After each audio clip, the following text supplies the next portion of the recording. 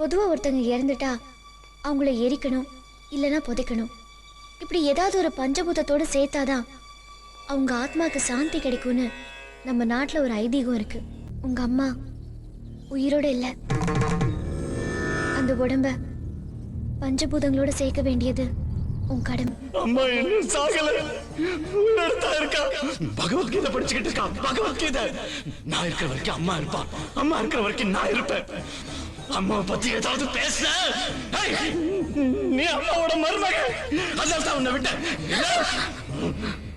நீ இங்க இருக்காத, இங்க இருக்காத, எங்கேயாவது போயிரு. நீ எனக்கு வேண்டாம். உங்க பிள்ளைக்கு எல்லா விஷயங்களும் சொல்லி கொடுத்த நீங்க மரணம்னா என்னன்னு புரிய வைக்காமையே போயிட்டீங்க.